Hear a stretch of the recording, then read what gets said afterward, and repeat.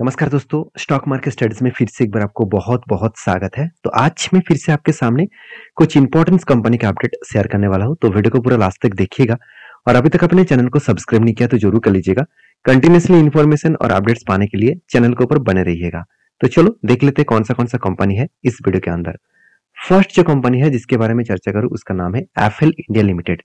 देखिए FL India limited जो एक देखा जाए तो एक आईटी सेक्टर से बिलोंग करते हैं। इस कंपनी के जो सेक्टर है वो आईटी सेक्टर है और उसके साथ साथ कंपनी एक medium and small cap type IT company है। तो उस medium and small cap type IT company होने के बाद भी इस कंपनी में जो चमक है वो अलग लेवल का है, क्योंकि देखिए कंपनी का जो परफॉर्मेंस है उस हिसाब से देखो तो सेल्स का ग्रोथ देखिए 21% के आसपास हुआ। कंपनी का आरओसी कितना है 20% के आसपास। कर्जा एकदम ना के बराबर है और कंपनी के जो मतलब मार्केट कैप है वो 17,000 करोड़ के आसपास है। एक स्मॉल कैप टाइप कंपनी है तो इसमें ग्रोथ होने का चांसेस बहुत ज्यादा है और एफएल इंडिया लिमिटेड का अपकमिंग टाइम्स में अच्छा खासा ग्रोथ होने का इसीलिए चांसेस है क्योंकि देखिए हर व्यक्ति के पास स्मार्टफोन है और हर व्यक्ति के पास अभी भी स्मार्टफोन नहीं है। तो स्मार्टफोन इंडस्ट्रीज बहुत तेजी से ग्रोथ कर रहा है, टेक्नोलॉजी बहुत तेजी से ग्रोथ कर रहा है। उस ग्रोथ में सबसे ज्यादा तेजी से ग्रोथ होगा एफएल इंडिया के ऊपर, क्योंकि उसी प्रोजेक्ट के ऊपर उसी सेक्टर के ऊपर कंपनी काम कर रहा है। इसका जो प्लेटफॉर्म है आप देखेंगे तो इसका आ, जो मेनली प्लेटफॉर्म है वो कंज्यूमर बेसिस प्लेटफॉर्म है। वो intelligence platform that transform aids into recommendation helping markets and आप देख सकते हैं इफेक्टिवली आइडेंटिफाइड। मतलब कंपनी के ऊपर जितने सारे एडवर्टाइज हम लोग देखते हैं ऑनलाइन, जब जो जो जो हम लोग एडवर्टाइजमेंट देखते हैं तो इसी तरीके से प्रोजेक्ट के ऊपर कंपनी काम करते हैं। तो कंपनी के जो क्वार्टरली रिजल्ट है आप देखेंगे तो कंपनी में सेल्स में कभी भी कमियां देखने को नहीं मिला। Company year of year basis में, मतलब हमेशा आपको दो चीजों का ध्यान रखना है कि ईयर ऑफ ईयर बेसिस में सेल्स ग्रोथ हुआ कि नहीं हो। तो सेल्स अगर ग्रोथ हुआ तो इसको कहा जाता है एस्टिमेट। कंपनी ऑब्वियसली एस्टिमेट को मिस नहीं करने दिया, एस्टिमेट को बीट किया और उसी तरीके से कंपनी का एक्स मतलब क्वार्टर बेसिस में देखेंगे तो वहां पे भी एस्टिमेट को कंपनी बीट किया। तो इसीलिए कंपनी की जो प्रॉफिट जर्नी है 59 करोड़ से बढ़ के हो चुके हैं 67 करोड़ और यहाँ पे देखिए 59 करोड़ से 67 करोड़ तक बना है और कंपनी प्रीवियस जो डेटा है उसके हिसाब से 66 करोड़ से 67 करोड़ तक बना। तो एक अलग लेवल का प्रॉफिट जर्नी, प्रॉफिट ग्रोथ देखने को मिले। तो एज ए इन्वेस्टर, प्रोमोटर से लेकर एफएसडीएस पब्लिक, हर किसी के पास आपको इन्वेस्टमेंट दिखेगा। तो एफएस के पास, डीएस के पास और पब्लिक के पास हर किसी व्यक्ति ने इस कंपनी के ऊपर होल्डिंग को कंटिन्यू कर रहा है। कंटिन्यू इसीलिए कर रहा है क्योंकि कंपनी के ऊपर जो ग्रोथ है वो ग्रोथ अलग लेवल का यहाँ पे देखने को मिले। इस ग्रोथ अलग लेवल का देखने का जो मेन मकसद है, मेन जो वजह है, मैं आपको बता दूं कंपनी के ऊपर शानदार तरीके से परफॉर्मेंस देखने को मिले हैं। तो इस कंपनी के ऊपर एज ए इन्वेस्टर इसके ऊपर अच्छा खासा मतलब होल्डिंग को लेकर रखा है, क्योंकि कंपनी के ऊपर जो कैश फ्लो है वो अगर देखेंगे तो कंपनी का कैश फ्लो भी पॉजिटिव में देखने को मिला और कंपनी अच्छा खासा यहाँ पे क्या किया, डिविडेंड पे आउट भी कंपनी दिया कि नहीं दिया वो आपको दिखा देता हूँ। कंपनी का जो डिविडेंड पे आउट है मैं एक बार आपको यहाँ पे दिखा देता हूँ। कंपनी कुछ भी डिविडेंड आज तक नहीं दिया, तो यहाँ पे डिविडेंड का परसेंटेज आपको नहीं दिखेगा। अगर आप देखेंगे तो कंपनी का जो रीपेमेंट बोरिंग्स है, बोरिंग्स कितना है 45 करोड़ के आसपास। तो कंपनी रीपेमेंट कितना किया है 45 करोड़ और पहले जो कर्जा लिया गया था उसको धीरे धीरे करके कंपनी रीपेमेंट भी कर रहा है। तो उसी बेसिस में देखा है तो कंपनी का जो डिलीवरी का परसेंटेज है वो भी लगातार बढ़ता हुआ देखने को मिले। 40 to 47% के आसपास यहाँ पे डिलीवरी का परसेंटेज देखने को मिले हैं और इस बेसिस में कंपनी का आगे बढ़ने के लिए कंपनी तैयार भी हो रहा है। तो एफएल इंडिया लिमिटेड के बारे में, चार्ट पैटर्न्स के बारे में बात करूं तो देखिए दो बार यहाँ पे शोल्डर क्रिएट किया और फाइनली एक हेड बना, उसके बाद दो बार फिर से शोल्डर क्रिएट हुआ और यहाँ पे देख सकते हैं कंपनी ने यहाँ पे ब्रेकआउट हो चुके थे और ब्रेकआउट कंफर्मेशन यहाँ पे मिला और उसके बाद देखिए रिट्रेसमेंट भी किया, इस रेंज क्रिएट किया और रेंज के बाद कंपनी धीरे धीरे करके आगे बढ़ रहा है। तो मुझे लगता है इजी तरीके से वो टारगेट को अचीव करेगा। तो जो टारगेट लेवल है, अगर मैं एंटी लेवल से टारगेट लेवल तक देखूँ तो 21% के आसपास टारगेट बनेगा और अगर मेरे एंटी लेवल को मैं आपको अगर मार्किंग करूं तो जो इसका रेंज है उसी रेंज के ऊपर मैंने एंटी लिया और जो टारगेट बनेगा तो 21% तक टारगेट बन सकता है। अभी कब बनेगा, कितने दिन में बनेगा, तो वो तो मुझे पता नहीं, वो तो हर किसी को पता नहीं होता, क्योंकि हर कोई व्यक्ति, अगर किसी व्यक्ति आपको ये बता रहा है कि इतने दिनों में टारगेट होगा तो मेरे हिसाब से बेकार बता रहा है और अगर कोई बता रहा है कि 100% टारगेट होगा वो भी आपको बेकार बात बता रहा है, क्योंकि कोई भी गारंटी नहीं है कि यहाँ से टारगेट होगा कि यहाँ से रिवर्सल करेगा। मार्केट है, यहाँ पे कुछ भी हो सकता है। कल अगर बता दिए कि कोविड के जैसे सिचुएशन आ गया तो इस कंपनी का तो धज्जिया उड़ जाएगा, क्योंकि कंपनी एक स्मॉल कैप टाइप कंपनी है। तो सोचने वाला बात यही है कि मार्केट सेंटीमेंट के हिसाब से चलते हैं। ग्लोबली मार्केट के ऊपर इंडियन मार्केट के कुछ नेगेटिव पॉजिटिविटी व्यू के लेकर ही चलते हैं। आज इंडियन मार्केट बुल रन में है और टॉप में है, तो यहाँ से करेक्शन होने का चांसेस भी है। फिर भी मतलब निफ्टी का पी रेशियो 22 के आसपास है, तो अभी भी ओवर वैल्यू नहीं हुआ है, तो और भी आगे बढ़ने के लिए वो तैयारी करेंगे। अगर ग्लोबली मार्केट में कोई भी नेगेटिव सेंटीमेंट क्रिएट हुआ तो इकोनॉमिकली देखा जाए तो हर शेयर में एक बिग क्रैश देखने को मिलेगा और स्मॉल कैप इंडस्ट्रीज का तो धजिया उड़ जाएगा। तो नेक्स्ट जो कंपनी है उसके बारे में बात करें, उसका नाम है केपीआईटी टेक्नोलॉजीज। ये भी एक आईटी सेक्टर से बिलोंग करते हैं, मगर इस कंपनी में एक दम है। वो दम क्या है? ऑटो सेक्टर के ऊपर। ऑटो सेक्टर जितना भागता रहेंगे एक इस कंपनी भी उतना भी तेजी से ग्रोथ करता रहेगा। तो इसका मतलब क्या है कि ऑटो सेक्टर का जो ग्रोथ होगा उसी ग्रोथ के बेसिस में कंपनी का भी ग्रोथ होने का चांसेस रहेगा। तो कंपनी के जो मार्केट कैप है आप देखेंगे तो 42,000 के आसपास करोड़ का मार्केट कैप है। और इतना मार्केट कैप इसलिए बना क्योंकि ऑटो सेक्टर लगातार भागते रहे। 2018 के बाद ऑटो सेक्टर गिर रहे थे और 2020 के बाद ऑटो सेक्टर फिर से भागना स्टार्ट किए।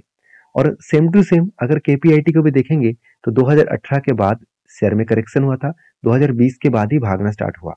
तो जेपी मॉर्गन ने इस कंपनी के ऊपर एक अपडेट दिया कि इस कंपनी के ऊपर एक बिग खतरा बन सकता है। अगर ऑटो सेक्टर में कोई भी करेक्शन आए तो इस कंपनी के ऊपर भी बड़ा क्रैश देखने को मिलेगा।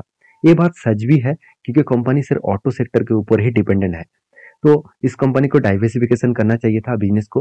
देखिए एक एग्जांपल आपको दे रहा हूँ, मान के चलिए आपको लग रहा है कि एक कंपनी बहुत शानदार है, कोई भी एक कंपनी, तो आपके पास 1 लाख रुपया है, तो आप सोच रहे हैं कि मैं इस कंपनी के ऊपर मैं बुलिश हूँ और मुझे एक अच्छा खासा प्रॉफिट मिल सकता है, चलो पूरा का पूरा पैसा इस कंपनी के ऊपर डाल दूं।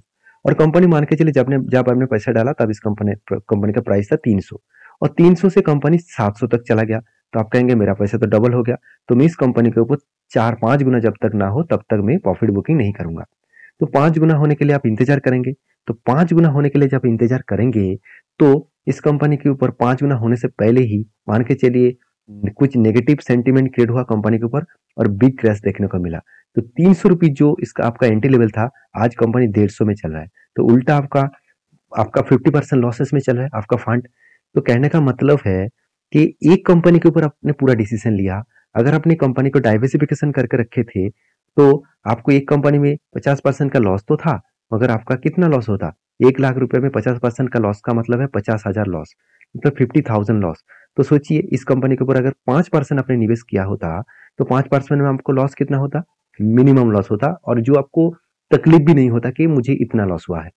तो कहने का मतलब है कंपनीज के ऊपर भी सोचकर काम करना पड़ेगा, आपका पोर्टफोलियो के ऊपर भी ध्यान रखना पड़ेगा। तो जेपी मॉर्गन ने जो बात कही है उस बात में दम तो है, मगर अभी फिलहाल के लिए मार्केट बुल रन में है, तो किसी का इसके ऊपर नजर नहीं पड़ेगा। जब मार्केट करेक्शन मोड में आएगा तब इस कंपनी के ऊपर हर किसी का नजर पड़ेगा। तो फाइनली इस कंपनी के ऊपर जो क्वार्टरली रिजल्ट है वो आप देखेंगे तो लगातार इस कंपनी के ऊपर सेल्स ग्रोथ होता देखने को मिले, एक्सपेंस कंट्रोल में रखा, उसके बाद कंपनी का प्रॉफिट मार्जिन भी लगातार बढ़ता हुआ देखने को मिले। तो नेट प्रॉफिट जो है वो हमेशा ग्रोथ होता देखने को मिले है, 84 करोड़ से बढ़ के हो चुके हैं 140 करोड़। तो अलग लेवल का यहाँ पे प्रॉफिट ग्रोथ देखने को मिले। अभी इस कंपनी के ऊपर जो मतलब जो प्रॉफिट एंड लॉस है उसके बारे में चर्चा करूँ तो कंपनी के साल भर की बात करूँ तो साल भर में कंपनी एक टाइम नेगेटिव में था और उसके बाद देखिए धीरे धीरे करके कंपनी कहाँ से कहाँ तक जर्नी किया, 55 करोड़ से बढ़ के हो चुके 500 करोड़ के आसपास। और कंपनी के जो परसेंटेज है सेल्स का ग्रोथ, प्रॉफिट का ग्रोथ और रिटर्न ऑफ इक्विटी, सब कुछ आपको बेस्ट दिखेगा। उसी तरीके से कंपनी आपको धमाका रिटर्न भी दिया। 3 साल में 130% के आसपास रिटर्न और 1 साल में 130% के आसपास रिटर्न दिया। एक अलग लेवल का रिटर्न यहाँ पे कंपनी आपको दिया है। तो इस बात को आपको याद रखना है, इस बात को आपको हमेशा भूलना नहीं चाहिए। तो रही बात उस कंपनी के इन्वेस्टर के, तो प्रोमोटर से लेकर एफआईडीएस पब्लिक हर किसी के पास इन्वेस्टमेंट आपको अच्छा खासा दिखेगा। तो इसीलिए कंपनी के ऊपर जो लास्ट कुछ फ्यू डेज का डिलीवरी का परसेंटेज है वो भी कुछ तगड़ा देखने को मिले, करीबन 50%। कुछ दिनों से तो कंपनी 30 से 25% के आसपास डिलीवरी उठा रहा था और अभी 50% के आसपास डिलीवरी देखने को मिले। तो केपीआईटी टेक्नोलॉजी के ऊपर मैंने एक ट्रेड लिया था, मैंने आपको ये भी शेयर किया था कि बहुत दिनों तक एक ही रेंज के ऊपर कंपनी ट्रेड किया और उसके बाद देखिए कंपनी जो मतलब हायर लेवल बना था वो हायर हाई बनना था और उसके साथ साथ लोअर हाई भी बनना था। तो जो लो था वो प्रीवियस लो को बीट नहीं कर पा रहा था, इसका मतलब हायर चांसेस है जब भी वो ब्रेकआउट करेगा तो एक बड़ा धमाका होगा। फाइनली यहाँ पे ब्रेकआउट हुआ और मैं 30% टारगेट लेके चल रहा था और मुझे 33% के आसपास टारगेट मिला। मैं 30% के आसपास टारगेट को बुक किया हूँ। तो मैंने इस लेवल में टारगेट क्यों बुक किया, उसके पीछे रीजन भी है। ऐसे नहीं कि मैं अचानक यहाँ पे मेरा टारगेट अचीव हो गया। तो इसके लिए मैंने क्या यूज किया, उसके लिए मैंने यूज किया कंपनी के पिवोट पॉइंट। तो पिवोट पॉइंट आप यूज कर सकते हैं। पिवोट पॉइंट में यहाँ पे टॉप लेवल का पिवोट पॉइंट मुझे यहाँ पे देखने को मिला। तो जो पिवोट पॉइंट है मतलब जो रेजिस्टेंस है, तो मैं रेजिस्टेंस के ऊपर डिपेंड करके मैं काम कर रहा था। तो यहाँ पे मुझे इस लेवल के अंदर मुझे प्रॉफिट बुकिंग करना था, तो मैं फाइनली यहाँ पे प्रॉफिट बुकिंग कर चुका हूँ। तो आप भी इस तरीके से पिवोट पॉइंट को सीखना चाहते हैं तो मुझे जरूर कमेंट्स करके बताइए। अगर ज़्यादा से ज़्यादा कमेंट्स आएंगे तो सिर्फ मुझे पिवोट पॉइंट सीखने के लिए आप मुझे कमेंट्स करेंगे। सिर्फ आप पिवोट और ईएस लिखकर भेजिए, तो मुझे पता चलेगा कि आप पिवोट के ऊपर जानकारी पाना चाहते हैं। तो मैं जरूर उसके ऊपर मैं वीडियो बनाकर जरूर शेयर करूंगा। नेक्स्ट जो कंपनी है उसका नाम है केपीआई ग्रीन एनर्जी। देखिए केपीआई ग्रीन एनर्जी, तो ये भी एक मतलब एनर्जी सेगमेंट के ऊपर, सोलर प्रोजेक्ट के ऊपर काम कर रहा है। कंपनी बहुत छोटा है मगर कंपनी में धमाका बहुत ज्यादा है। छोटा पटाखा बड़ा धमाका, इस तरीके से जो बात हम लोग सुनते हैं वो इस कंपनी के ऊपर देखने को मिलेगा। क्यों? क्योंकि कंपनी का जो मार्केट कैप है वो 5,000 करोड़ के आसपास है और कंपनी आज टॉप लेवल में है। और कंपनी कहाँ से स्टार्ट किया जानी, 376 से, और आज 1400 के आसपास है। 376 वो भी एक साल में, मतलब 52 वीक के लो के हिसाब से देखने को मिला। और 52 का हाई कितना है, 1400 के आसपास है। कंपनी के ऊपर सब कुछ आपको अच्छा दिखेगा। आरओसी आरओई बेस्ड है, इनकम जबरदस्त है, प्रोमोटर का होल्डिंग्स भी जबरदस्त है, और डेप्थ कंपनी के ऊपर बहुत ज्यादा है। ये सबसे बड़ा कंपनी के ऊपर वीकनेस पॉइंट है। और डेप्थ ज्यादा इसीलिए लिया गया क्योंकि कंपनी के ऊपर कर्जे इसीलिए बढ़ाया गया क्योंकि कंपनी को कुछ प्रोजेक्ट भी मिला। कितना प्रोजेक्ट मिला? कंपनी को 200 करोड़ के आसपास स्टेट मिला। जो पहले 13 करोड़ 28 करोड़ के आसपास प्रोजेक्ट मिलता था, वो इस बार 200 करोड़ तक पहुंच चुके हैं। उसके साथ साथ कंपनी का लाइबिलिटीज भी है कुछ। कंपनी के 122 करोड़ के आसपास पेमेंट भी करना है। तो 122 करोड़ और 203 करोड़, ऑलमोस्ट 323 करोड़ के आसपास कंपनी का टोटल हाथ में पैसा होना चाहिए। क्या सही में उतना पैसा है? बिल्कुल नहीं। सिर्फ 134 करोड़ के आसपास हाथ में टोटल प्रॉफिट हुआ और हाथ में कैश भी नेगेटिव है। तो इसलिए कंपनी ने क्या क्या कर्जा उठाया, और कर्जा बहुत ज्यादा है मेरे हिसाब से। इतना ज्यादा कर्जा लेना नहीं चाहिए था। आज मान के चले कंपनी का सेल्स हो रहा है, कल अगर सेल्स रुक गया तो कंपनी के ऊपर तो करेक्शन भी दिखेगा। क्योंकि जो मान के चलिए आपने बैंक से लोन लिया, लोन आपने 1 लाख रुपया लिया और 1 लाख रुपया का लोन है, और आप बैंक को बता रहे कि मेरा बिजनेस अभी ठीक ठाक चल रहा है, तो चलो आपको इंटरेस्ट में टाइम टू टाइम मिटा दे रहा हूँ। जब भी आपका बिजनेस कुछ सेल्स कम दिखेगा, कंपनी के बिजनेस में कुछ घाटा दिखेगा, तो आप तो इंटरेस्ट नहीं पेमेंट कर पाएंगे। आज आपका टोटल मान के चलिए पर मंथ आपको 50,000 रुपया आ रहा है, तो इसमें से आप इंटरेस्ट पेमेंट कर रहे हैं। कल अगर 50,000 रुपये नहीं, अगर मान के चलिए आपका पर मंथ का इंटरेस्ट है, मान के चलिए 10,000 रुपया, मैं एक एग्जाम्पल दे रहा हूँ, तो 10,000 रुपया आपको इंटरेस्ट देना पड़ेगा और आपका 50,000 प्रॉफिट हो रहा तो ठीक है। तो मान के चलिए आपका नेक्स्ट मंथ में 5,000 का प्रॉफिट हुआ, तो आप इंटरेस्ट कहाँ से मिटाएंगे? तो आपका तो इंटरेस्ट से भी बहुत कम प्रॉफिट हुआ। तो इस बात को याद रखना है। तो इसलिए जो कंपनी का डेप्थ बहुत ज्यादा है, तो बहुत हाई रिस्क कंपनी है, तो इसके ऊपर सोच समझ कर काम करना है। तो कंपनी के प्रोमोटर के पास होल्डिंग्स अच्छा खासा है, और एफएस और डीएस के पास भी छोटा मोटा होल्डिंग है। एफएस के पास तो होल्डिंग्स है मगर डीएस के पास कोई भी होल्डिंग्स नहीं है।